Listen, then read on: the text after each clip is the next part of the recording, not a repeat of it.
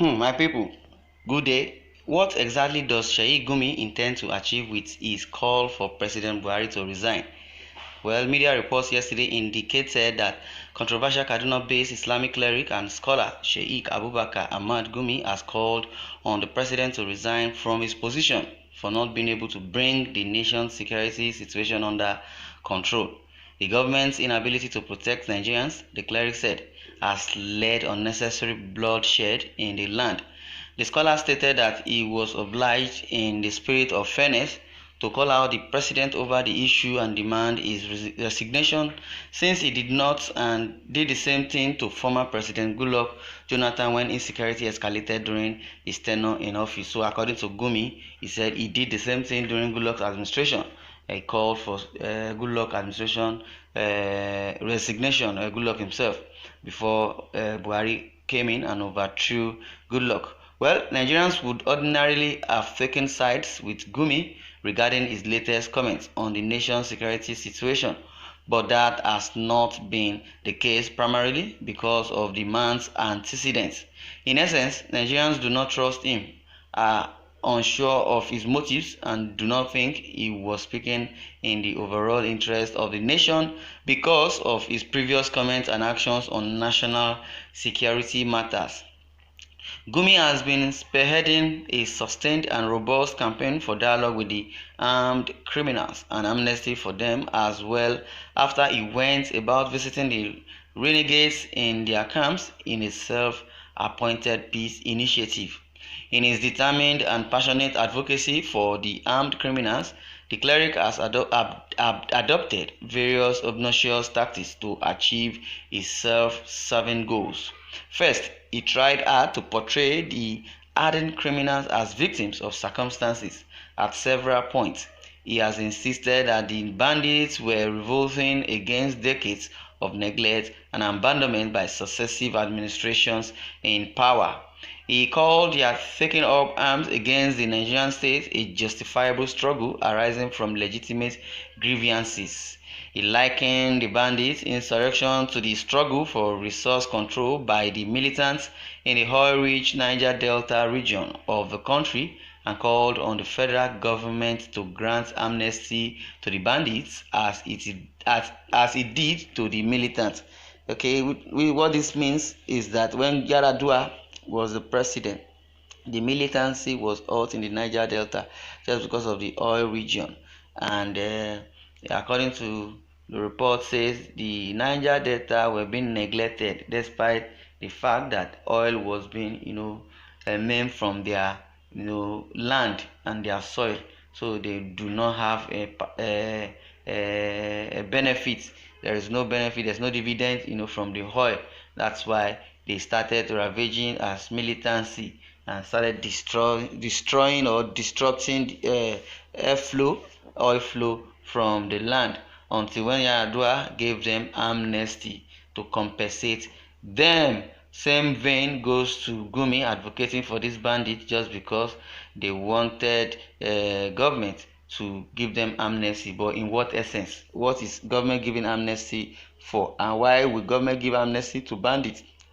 If bandit really wants amnesty, that's not the way to go, kidnapping, destroying things, and killing their fellow people. Instead, the militants started kidnapping expatriates, but they don't kill anybody. What they do is that when they kidnap any expatriate, they will tell the expatriate to inform the superior body that this is our demand, this is what we want, after which their demand is being met, they will release, and at the end of the day they were given amnesty.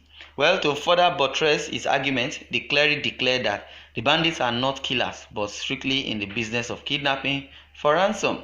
He insisted that they have only killed a few persons by accident.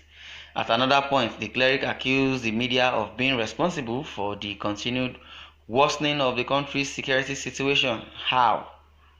Well, according to him, the media has been describing the bandits as criminals. He stated that this description infuriates the bandits and causes them to run amok. He therefore warned the media to stop using words that would incense the bandits when reporting on their activities. If we must have peace in the nation, there is no words or no adjective to quantify or to qualify a crime. If you kill somebody, you are a criminal. Anything that is is breaching of the constitution, or in other words, anything that violates the rule of law is called crime, because it's not in constitution to kidnap. If you kidnap somebody, you are committing crime. If you lie against somebody, you are committing crime. If you steal from somebody, you are committing crime.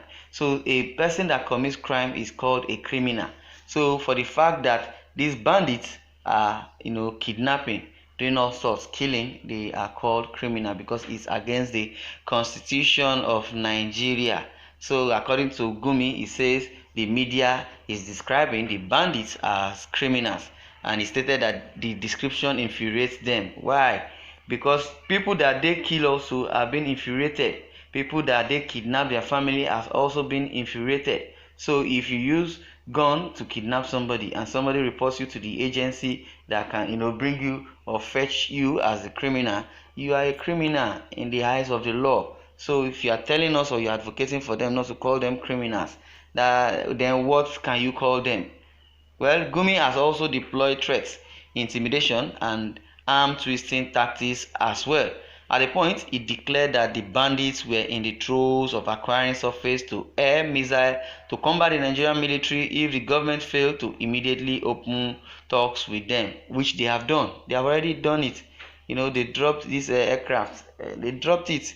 A flying jet is flying. This there is so many corruption and political nuisance in this our military. That's just the ardent truth that we need to tell ourselves, because this Gumi advocating for bandit and now is coming for Buhari to resign. Well, that is why so many Nigerians are not believing him. They are still not comfortable with his statement. Well, according to the report, it says Gumi has threatened on occasions that the bandits will only put down their weapons when the government is ready to negotiate with them.